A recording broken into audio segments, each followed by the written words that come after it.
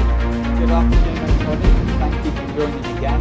My name is Luke Leslie. I'm host of Culture Your Creative. Culture Your Creative is a platform that brings together people that are really high achievements in what they've done, so you can hear conversations about what they've gone through, how they've done things, and hopefully learn and be inspired from that. I also run a brand development agency here in Los Angeles called Just Up the Road, and I also host the 21st Club, which is a think tank that brings together people, brands, and non-profits that do good and give back in social, spiritual, and environmental initiatives. So anyway, I have a good friend here today, Robert, who I'd like to bring in. Hey, Robert. How are you? Good. Doing well. How are you? Very good, thank you. Very good. First off, I want to thank you for your time, Robert. Let's get straight into it, Robert. Just say who you are and give a brief overview of what it is that you do. Yes, my name is Robert Huffman, and I'm a community manager for the Movember Foundation, which is a men's health nonprofit. So that's the Movember Foundation, right? Correct, yep. Hence the mustache you're wearing. That's right. You and I, we met. We did an event together last year. It was actually on Mental Health Awareness Day, and we had a great conversation. So I'm really pleased to be able to speak to you again about everything that is mental health related, what you guys cover and do with Movember. Give us a bit of a background of your day to day with Movember. We were just talking before we went live with this, and give an explanation on Movember first, if people don't know what it is, what it was, and what you're shifting to. Yeah, of course. So Movember is the world's leading men's health charity. And so specifically, we focus on three causes. First one's prostate cancer. The second one is testis cancer. And the third one is men's mental health and suicide prevention. And so everything that we do is meant to stop men from dying too young. And we try and do that in a lighthearted and fun way. So most people know us for our annual campaign in the month of November, where we ask men to grow mustaches to raise awareness and funds to fund our men's health projects all around the world. So to give you guys some reference, Movember has been around since 2003. And since then, we've had over 6 million people participate in Movember and raise over $900 million to fund over 1,250 men's health projects. And so it's kind of amazing to see the power of the mustache and seeing people, build community and spark conversations and what that can actually do to fund these critical programs and projects. Well, I remember being part of Movember many years ago. And like you mentioned, it originally started out as just the 1 month a year project to grow the moustache to raise awareness for testicular cancer and other men's cancer as well. And something that you just mentioned about community and sparking conversation, I think that's really important. I think it was really important before. I think it's even more so important now. Just explain a bit about that with what you guys do. Yeah, so we've funded mental health programs since 2006. But over the years, we've seen the drastic need in focusing on mental health, specifically from a male lens. So to give you guys some more reference, 3 out of 4 suicides are actually by men, and over 500,000 men take their life every year around the world, which if you think about that number, that's 1 man taking his life every minute. And so that's why we focus on mental health and suicide prevention with that male lens, because as we all probably know, guys aren't always open about talking about our emotions or our feelings or what's going on in life. Typically, we resort to talking about sports or work. And so what we're really trying to do is get guys to open up and talk about more of these issues and normalizing that conversation within the male space. And a lot of that, relates to finding humor in some of these things. And so that's why we grow the mustache as a ribbon for men's health, if you will. So if you think about it, women's health comes in October with Breast Cancer Awareness Month. and the color's pink. And so now the women's movement has really pushed forward women's health. And, so when you see the color pink, you immediately think of women's health. But back then there wasn't really anything for men or men's health. And so our goal is, that guys will eventually see a mustache and think, oh, I should actually go get my physical, or I should talk about, what's going on in my life with a friend or a family member, or go see a counselor. And so it's funny and hilarious to grow a mustache. We always say the worst mustaches start the best conversations, and it's true. And so we try and tackle these serious topics in a really lighthearted and easy way. Yeah, I think it's really important, the work that you guys are doing, because it's really difficult. As you mentioned, guys don't open up or talk generally. And what made me think about this more is when I consult or talk with brands and companies that are specifically male focused when it comes to, it could be in fashion, it could be any product. It's a lot different to communicate, and it's a lot different in how you communicate with guys, with men in general, whether it's in social media, however that is. Guys just aren't open to communication in the way that women are more acceptable of communicating with brands or companies or non-profits, whatever that is. So it's definitely really tough. A lot of guys I know hold things in. They're not open about anything. There's a good friend of mine, David. We'll talk back and forward now and again. He's an incredible counselor, and he works on some amazing projects. And we both check in on each other. But I don't know many other people. I don't have many other friends that we do that with. I've been doing it a lot more now because of what's been going on. But it's definitely harder for men to open up and really talk about their feelings. Yeah, it is. And I think, there's a few reasons why that could be. One is it could be generational. A lot of the Mo bros that I work with are in a college setting, so 18 to 24 years old, and a lot of them want more resources and they want more tools to break down these conversations, not only with their peers, but also with their fathers and their grandfathers. So from my experience in working at Movember, I've seen a lot more guys that are hungry for those real conversations. And so it just, it takes some continuous effort to break down those barriers that a lot of us kind of build up for whatever reason, and make intentional man time. That's one of the things that Movember really pushes, is making man time. And so setting up, actual mandates, if you will, going to play golf or going to get coffee. I know for me, when I came out of college, and I was used to having this brotherhood of a fraternity and a sports team. You go into the workplace, and if you move locations, you don't really have friends, and it's tough to make friends as an adult.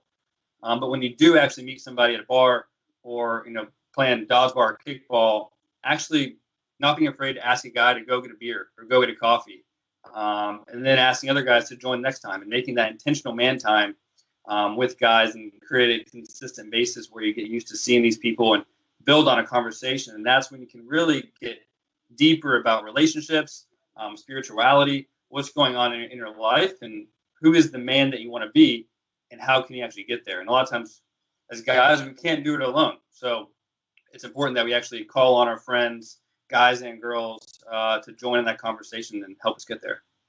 Yeah, do you know what I think's really cool, Robert, that I've seen probably a bit of a movement in the last couple of years? A lot of younger guys I know that are starting to have children, and there's a lot of these kind of dad clubs that are popping up. And a good friend of mine, Kevin Sturdivant, down in Orange County, I know he hosts one down there, and it's kind of like a dad focus group that they each hold each other accountable for things, and it's an open platform or forum for. I just think that's really cool, that elevates each other, because ultimately, you just mentioned, if you're able to become a better person yourself as a male, as a man, that means you're going to be a better father, you're going to be a better husband, you might be a better brother or a better son.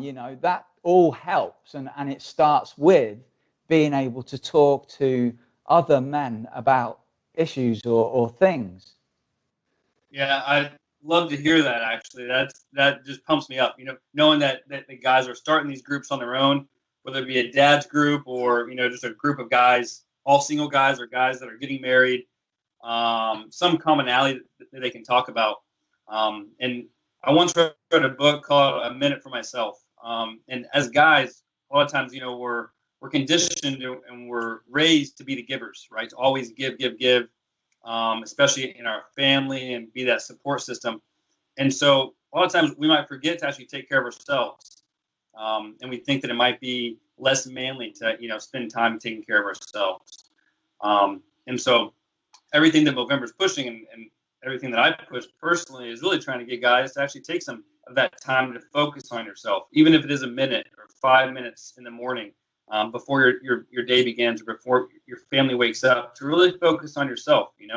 Read a quick chapter in a book, or for me, I read The Daily Stoic by Ryan Holiday, and it's just kind of like it settles me, and it lets me focus on myself, and then it allows me to give more to other people when I do focus on myself. And so that's one thing that I've learned, and one of the things that we really push and promote at Movember is getting guys to actually focus on yourself, and that's not being selfish, because in turn you can actually give more by doing that. Yeah, no, I love that, Robert. And I think that, again, you mentioned before that it could be a generation thing, and it probably is. And now that we're in a completely different world than a father or grandfather was growing up in, I think that it is even more important now for a man or a woman to take that moment for themselves.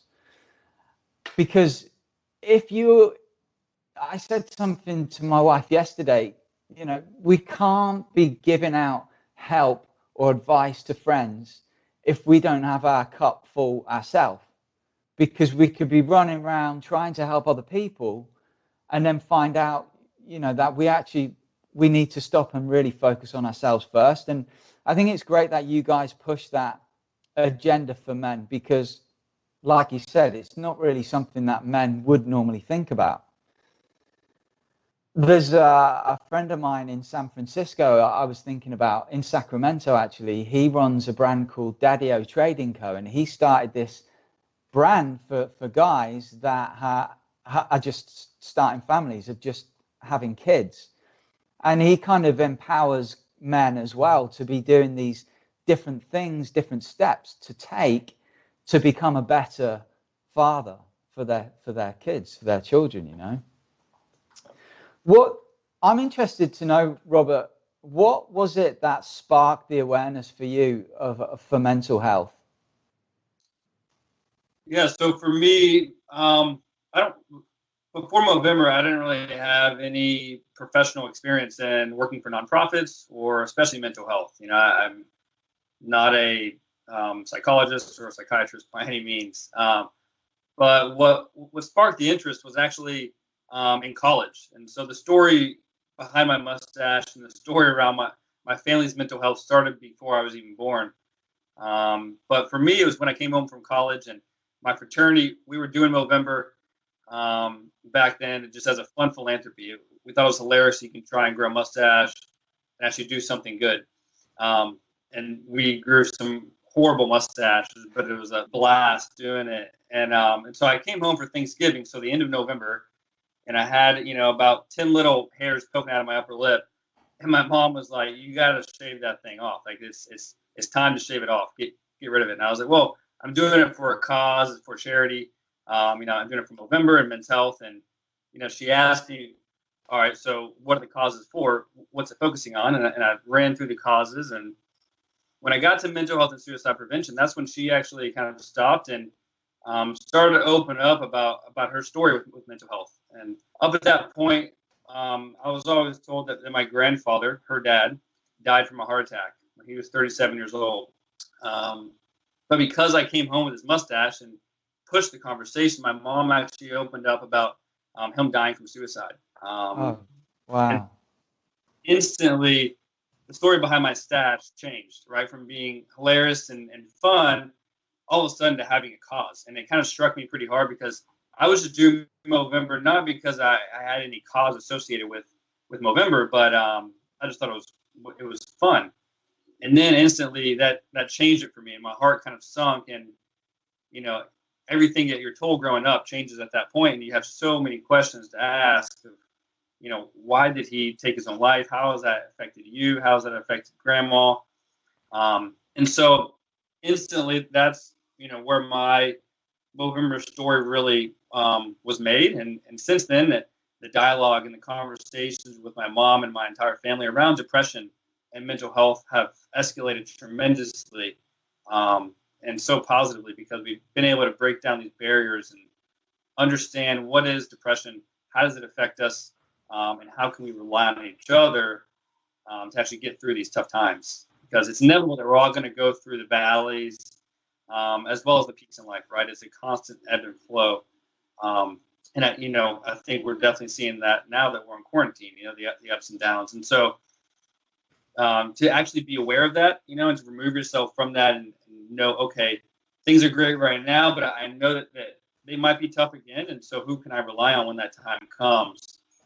It's so critical. So for me, I was back in college. That's when it started. And then I worked in aviation finance actually out of college. So very different from what I'm doing now. But worked in the finance world for 5 years and learned a lot. And it was a really cool industry. But eventually I just needed something a bit more cause focused and wanted to switch gears and work in social impact and use business strategies for the greater good. And so that's what brought me to Movember.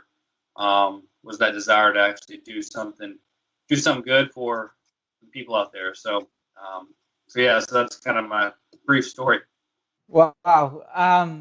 Robert, I really love that. Empowering, and thank you for sharing it as well, because I can only imagine that it sparks emotions when you think about it. I'm sure you've gone through enough now to where it empowers you to help others.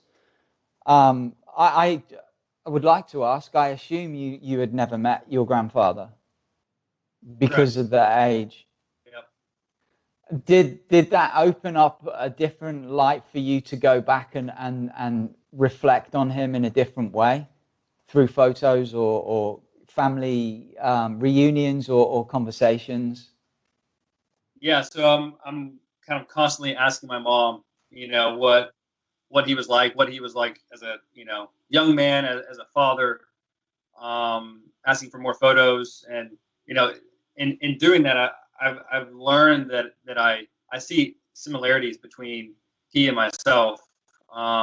He lived in Florida, but then he moved out to California, and I did the same thing. And he loved to travel, and so do I. And so it's sparked that conversation with my family, my mom, kind of trying to learn more about someone that you never met, but has impacted your life so much so that it took me to California, to LA. It changed my entire career, all because of a person that I never actually met. And it still is my inspiration to this day. It's why I still grow my mustache, because every day I look in the mirror thinking about him, thinking about my family. And most of all, it makes me want to encourage other people to grow a mustache, to come home with a mustache and start those conversations and hear the story that maybe has never been heard within the family. I think a lot of people, they tuck away suicide especially, but health issues that family members have gone through, and some as simple as a mustache can actually bring those stories out to light and spark real conversation within a family. Yeah, as you were talking then, it made me think, Robert, quite often what I do, and I'm not an insular person. I'm quite an outgoing person when it comes to meeting with people and talking with people, but quite often I find myself stopping myself from asking things to people. And then I'll catch myself doing that and think, no, if it's a thought in my mind, I think that there's an answer that is going to be good in response to that. So I should ask it. But I'm sure there's a lot of people, and a lot of men in particular, that stop themselves from asking something and leave it just at that. They don't go further beyond that. And I think it's just really important that you said about sparking conversations, because sometimes I do stop myself from asking people things and then think, well, if I'd have asked that, what would have happened? Yeah, it's that follow up, right? That's like so difficult, but yet so powerful and so meaningful. to actually ask a question, hey, how's it going? The immediate response is, yeah, it's going good, or, it's going all right. And you quickly move on to the subject that you actually want to talk about, or even if you have nothing to talk about, a lot of guys, for us, we just, hey, how's it going? It's going good. You? Good. And then it just stops right there. And then we just continuously walking or sit in silence. But asking intentional, specific questions is one thing that we always promote and that I've found really helpful is once somebody says, yeah, it's going all right, asking, what do you mean all right? Like, how do you define your day as being a good day or bad day? And learning a bit more about the person by asking specific questions, and not always open-ended questions, or questions that just end with a yes or no, but actually asking those open-ended questions to allow them a chance to actually give you a bit more than just a good or doing fine. But that follow-up questions is so important. And actually allowing somebody to actually give you a bit more. And sometimes it takes a few follow-ups to get somebody to actually open up, who's not used to talking about what they're actually going through. But it can make a big difference. Yeah, for sure. I was just thinking, there's a card game. A friend of mine has this card game called We Are Not Really Strangers, and it's incredible. The questions on this card game are real direct to the point, straight into your soul questions, and the answers it will evoke. And the whole point of the game is to sit with friends and other people, and it will really give you a big insight into people who you think you know, but you actually really don't know. You only know the surface level, or perhaps even you only know what you project onto that person and want to know back, or it's great that they have it's an incredible game, and the questions that they ask on the game. I'm really interested to know, Robert, your opinion on some of these things. How important do you think it is that consistent diet and regular exercise plays in the role of a clearer mind? Yeah, speaking personally, it's extremely important. It helps me tremendously, especially going through, quarantine. But throughout my entire life, I've needed sport, any kind of sport to keep me, my mind actively going. And especially as a professional, you don't really get to play sports as much as you used to as a kid. So finding those ways to challenge yourself physically is so important to kind of take your mind off of whatever you're focused on and whatever gives you anxiety. Like for me, if I just spend my entire day focused on one subject, whether it be work or whatever it is, my anxiety would be through the roof. And so I need something to kind of take my mind off of that, play basketball or go for a run or go for a workout. And then to your point with diet, having some kind of structure and some discipline, I've also learned is so valuable too. And disciplining yourself into getting a bit of a routine.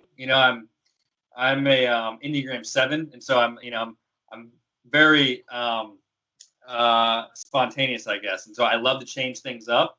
So I've always been like I've always disliked routine, but I've learned that I somewhat need routine throughout my day to actually understand what's going on throughout the day and where can I actually fit these things in, whether it be focusing on work for 2 hours, going for a run, going for a workout, calling my family, getting in touch with them. I need to know what's happening, and that just relieves a lot of stress and anxiety for myself.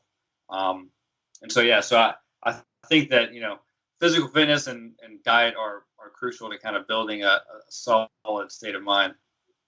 Yeah, I've been reading a lot recently about from different doctors talking about new research that's been done with the gut lining in specific, and how this research is actually showing that your gut is really becoming the first mind or brain. The brain is actually the second part, because how the gut controls how your mind is feeling or thinking. It comes down to a lot about diet, about what you're putting into your system. Even alcohol destroys the lining of your gut, which is the largest part of your body. And So then drinking alcohol is obviously not going to be good for mental clarity. It's not going to be good for mental health, to stable mental health. I even read that South Africa had banned or stopped sales of alcohol during the current situation. And I can only assume that's towards some sort of idea of having a better mental health coming out of the current situation we're in. Why do you think that current society is not set up to support better, regular exercise or better diet? That's a good question. I think we're definitely moving in the right direction. I think, I mean, with the availability of getting, more options for healthier foods is one thing, just within the general stores, as well as increasing the knowledge. It seems like a lot of people are more aware of what's good, what's bad, what, especially as it relates to sleep, what helps you sleep better. Growing up, or not growing up, but at least in college, I always thought, having a nightcap of, a cocktail or something could help me sleep better. But after doing just a tiny bit of research on it, you quickly learn that it doesn't help you get that deeper sleep. And so I think there's loads of content, whether it be, through social media or actual, good articles out there that can teach you how to take better care of yourself, physically, nutritionally, spiritually, emotionally. And I mean, I always say a rising tide floats all boats. And the more people like yourself that we have out there promoting this stuff, the more that it'll become the norm, and actually start these conversations and actually change the way that we behave, which I think has a huge impact on this new Generation Z coming and them to follow, that they're actually focused on not only just doing good in the world and social impact, but they're focusing on how to take better care of themselves and those around them.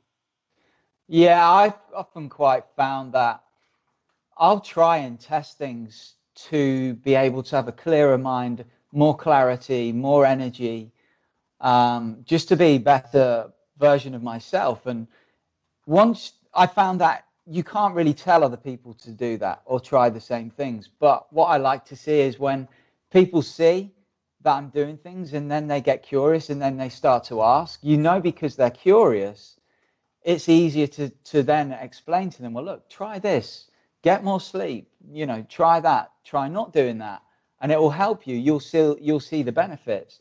How important is sleep in all of this?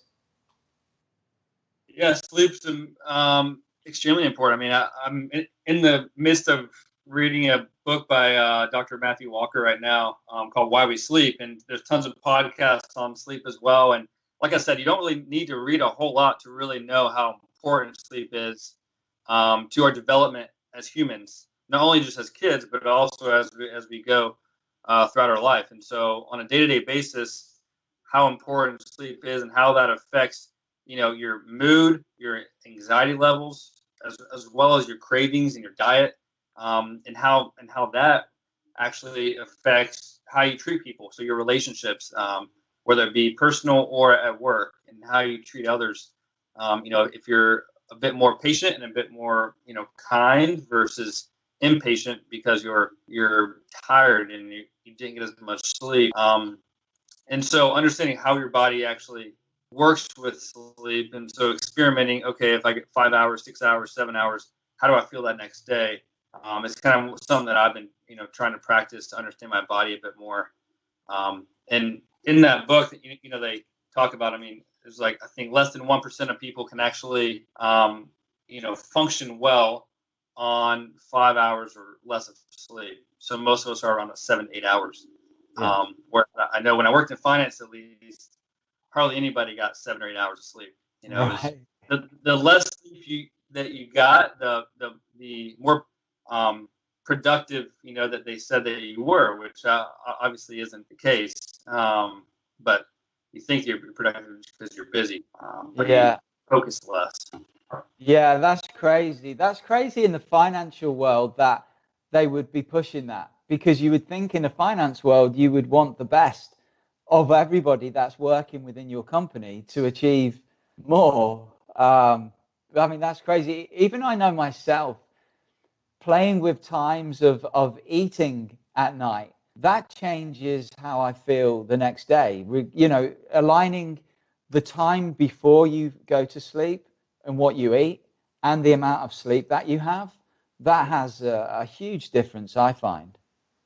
Yeah, that's hard. I mean, I don't want to seem like I'm speaking as a professional here because I struggle with it, especially eating. I often find myself really wanting a snack, you know, right before I go to bed. You know, I have like a sweet tooth. I have this like stack of like Reese's in my freezer that I often go to after dinner, you know, around 9 or 10 p.m. And, you know, one turns into five of those really quick. And so I unfortunately see the side effects of that when I can't fall asleep. But something that I still struggle with. But I know that it's not good for me to eat it right before I go to sleep. But it can be difficult to do, but it's worth actually practicing and building those habits. So I'll hold you accountable, Robert, then. We get rid of the Reese's out of the freezer and we have something more healthy snack-wise. I'm almost done with them, so yeah, that shouldn't be a problem. Okay. All right, cool. This might be hard for you to answer immediately, but I'd love to know a story from working at Movember that was a defining moment that may have led to a difference in helping other people or a person. Um, yeah, there's quite a bit. I mean, so a lot of my work now focuses on building our college and university market. And so what that means is working with 18 to 24-year-old men mostly, and helping them start Movember movement on their campus. And so giving them all the tools and explaining to them how to actually, you know, galvanize a community and do grassroots marketing on their campus to champion men's health and help spark these conversations. And so, I mean, that is, and especially with suicide, a lot of the stories are related to mental health and suicide. And seeing these guys, you know, go through seeing suicide on their campus, and you know, especially when it might be a student ambassador who's really pushing the cause on campus, and then to hear that one of their good friends took their life. We had that at University of Georgia this past year, and that's what reminds us, you know, why we're doing this every day, because guys are constantly struggling. I mean, guys are still taking their life. You know, one man is still taking his life every minute of every hour of every day. And so, you know, I can't point to one specific story. I mean, I can tell you at universities that have, you know, seen suicide just in this past year and how that affects these students and their eyes wide open, seeking more resources. All right, how can I provide more information, more resources to my fraternity brothers or my teammates or my classmates to help them start conversations and actually feel empowered and feel supported. Because as soon as one of your good friends takes his life, it changes everything in your mind, and you realize, wow, you know, what could I have said, what could I have done differently to actually, you know, change that? And if we have people thinking about that proactively, you know, everything that Movember does is around early intervention and prevention. So we're not a suicide hotline. We're trying to get to people before they have these suicidal thoughts. So how can we educate people around the world about mental health issues earlier and more often, so they normalize that conversation, so that when they go, you know, to school for the first time, or they start a new job, or they get married, or they have a kid, they go through these, you know, critical points in their life, and their whole world gets flipped upside down. They have an idea of what to expect, and it's okay to not be okay, you know, and it's okay to actually go through a valley, but leaning on your friends and your family is what's vitally important. And so that's really what we're pushing, to get guys to actually open up and start these conversations. I think that's really important what you just said, that it's okay not to feel okay, because whether it's a generational thing, I've heard other people say it's uh, a race thing from their background. You know, if I think about growing up in the UK, I'm 42, but I know people that had grandparents that were in World War II, and the very British thing is a stiff upper lip. You know, it's no, pull your socks up and carry on. You know, whereas now, really, what we're saying is, well, look, we actually need to figure out what these feelings are, and it's okay to not be feeling okay. Just think about that, you know. Yeah, and something else, so that's, personally for you, to know that it's okay, to go through a tough time. And then on the other side of it, it's okay not to know what to say, right? So if your friend is going through a tough time, and you know that he's not responding in the group text, or he's not playing sports with you as much, or he's not going to the gym, it's okay not to know what to say, but just say something, reach out. A lot of times, us guys, we might not reach out. We might not make that follow-up question because we're afraid of what they might say and that they might actually open up. And so, not being afraid to actually ask that follow-up question and not knowing what to say, that's okay. I mean, none of us really know what to say, but saying something can actually build a conversation and let them know that you're there. And you don't have to have all the answers.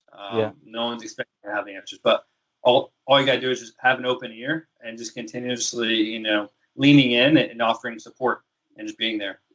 Yeah. I have a good friend who's part of a running club community that I've been building over the last nearly 3 years. And we ran a marathon together 2 years ago.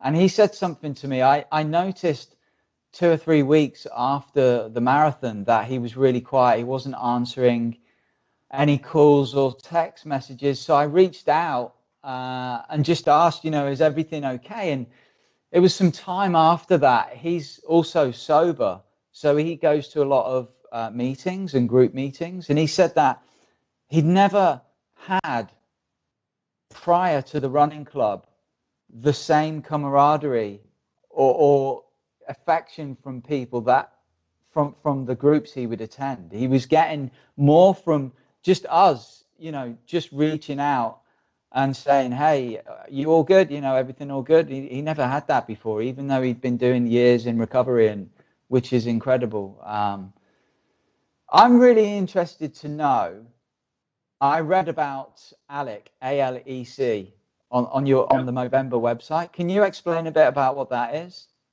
Yeah, so this is our simple acronym, that we try and get guys to be familiar with, guys or girls, of what to do in a situation where you think somebody might be going through a tough time.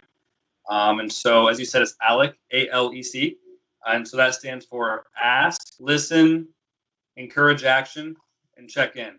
And so it's pretty straightforward. So asking somebody, what's going on? How are you doing? And then actually listening and actively listening, so much so that you can even repeat what they're saying. And then encouraging action, right? So if they're going through a really difficult time, ask them if they've downloaded Headspace, or if they've downloaded an app to help them go through this time, or if they've sought counseling and actually gone to see a counselor or spoken, about their feelings to a family member, but encouraging them to actually make some kind of effort within their mental health, and then to actually check in. And this is a huge part that a lot of us kind of, fail to do just because of our busy lives, but actually checking in on that conversation. And especially even setting a time, at the end of the conversation, saying, hey, you know what, I'm going to follow up tomorrow or next week and see how you're doing. And that gives that person hope, that you actually care. You're not just asking just because you're bored, but you actually care about them, and setting a time and a place, even if you want to get coffee again in the next week, to chat about, what they've been doing and how they're actually taking action in their mental health. And so, so thanks for bringing it up. It's ALEC, ask, listen, encourage, action, and check in. I love that. It's really easy to remember. I think that's really important as well. You and I were talking before we started this live conversation. One of the things I've been thinking a lot about recently with the current issues is people's psychological and mental states coming out of this. And even I found myself at the weekend, we went out for a drive down the coast somewhere, and I was starting to see more people out and about. And it was making me think about physical distancing and interactions with people, which is, as human beings, we long for, but we've been told not to right now. How do you think, or how is Movember going to be playing a role in this moving forward? There was this study that I read about in a blog post on your Movember website saying that there was a paper released earlier this year documenting the psychological impacts of quarantines and what those effects are: post-traumatic stress symptoms, confusion, and anger. You know, I have a lot of people that have said to me that the different emotions they've been going through, and I know myself it's been in waves, and it's changed through the weeks. And like, how are you going to see that with Movember? You told me before you're shifting a lot with Movember for mental health coming out of all of this.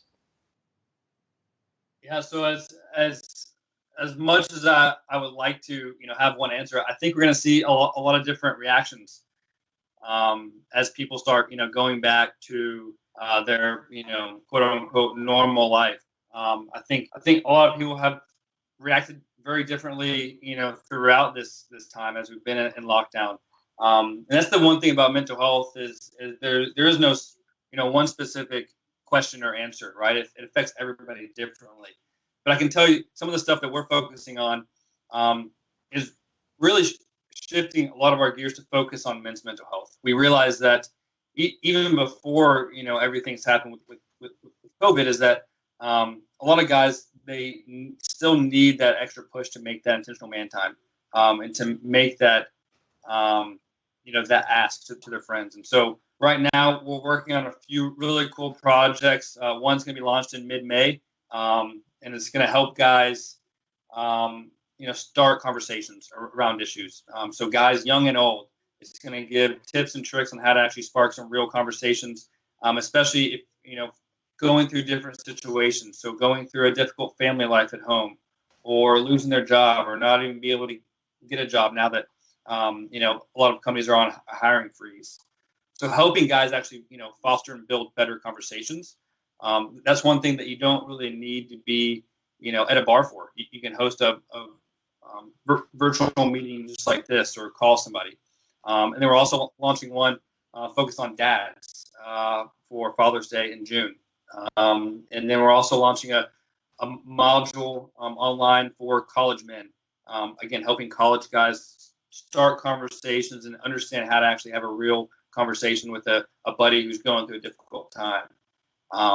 And so all of these things are, projects that we're really focused on, and that we've always been focused on, but now we're really putting a bigger emphasis, and we're kind of bringing all hands on deck internally to get these out sooner and quicker, so that guys have, some resources out there to help them go through what's going on.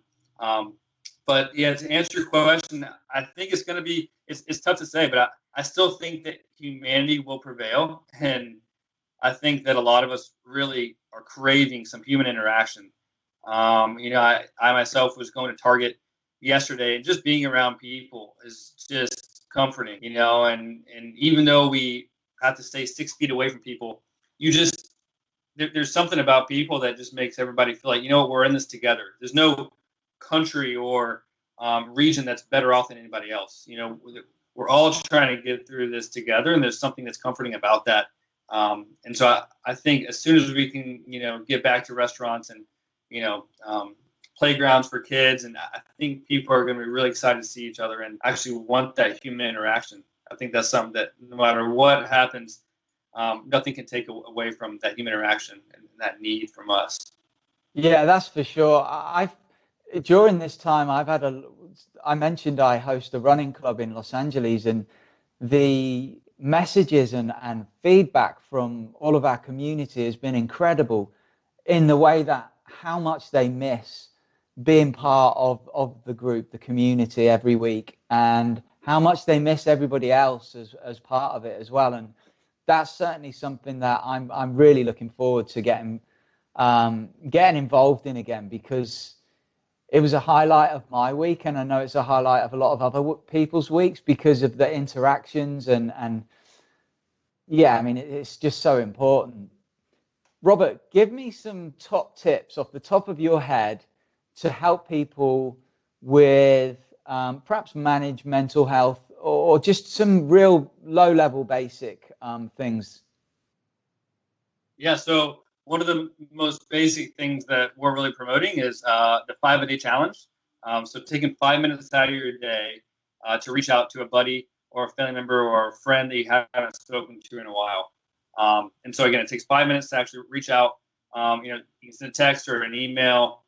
One of the things that I've been really loving doing is actually FaceTime people randomly, so people that you haven't talked to in years, but just just pressing that button and just FaceTiming them and just seeing them answer the phone, and the look on their face that they're stoked to actually see an old friend call. And so those are some things that I've found really helpful and actually fun to engage in a quick conversation. It doesn't have to be a 30 to 45-minute conversation. You just a quick 5-minute conversation to actually catch up and just put a smile on their face, and I guarantee that it'll put a smile on your face too. And then some other things, obviously taking some new challenges, like trying to cook something different. Like for me, I've just learned how to cook beets, and so going back to diet, I mean, beets are extremely helpful and healthy, and I've never cooked beets, so trying new little recipes, can be a fun little challenge, or taking on a new course, online, something you've always wanted to practice or learn, or watching videos on YouTube about certain topics that you're interested in. Those kind of things. It's okay to, sit and watch. I think a lot of us are afraid to spend more time on our screens, and it is scary how much time I spend on my screen, but it's also comforting, when you can sit back and learn something new or actually enjoy something. It's okay to actually enjoy watching something. So, as one of my favorite quotes is, take your pleasure seriously. And so being okay with, taking your pleasure seriously, whether that be, going for a run or just sitting down and eating Reese's, and enjoying it. Yeah, I love that. I love that. As you were saying that, I was actually thinking myself that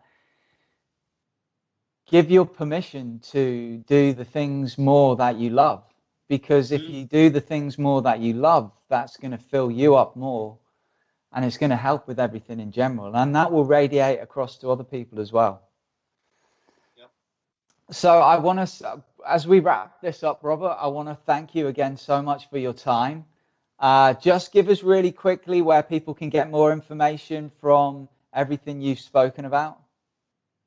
Yeah, so Movember.com is the easiest way to go to our website. You'll see everything that we fund. All of our projects are on there, as well as all the resources that we have for mental health, along with male cancers too. You can also sign up on Movember.com to join the Movember movement. We'll be growing mustaches again this fall, and so I invite everybody to grow a mustache, or if you can't grow a mustache, you can still participate.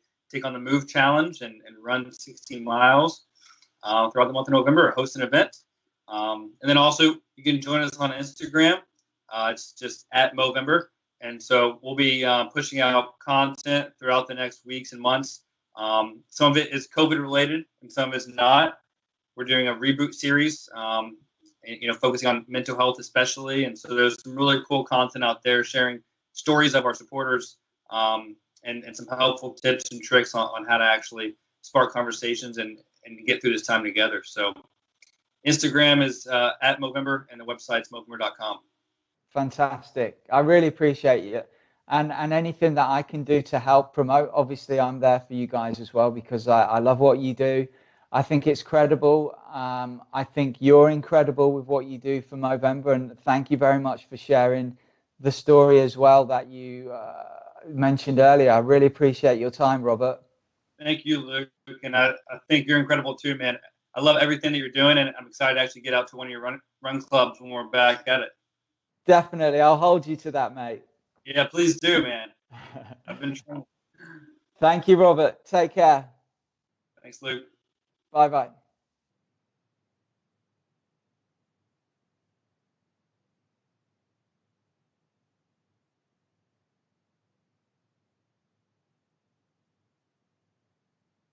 Okay, thank you everyone for watching or listening into that. Robert and the team at Movember are incredible. I love the work they do. I have a lot of passion for that work and everything they do as well, so I'm 100% behind them. Join us again tomorrow and Thursday. We have more incredible people and incredible conversations. And if you haven't, you can go back and watch again all of the past episodes on connect.tv. Thank you. Bye.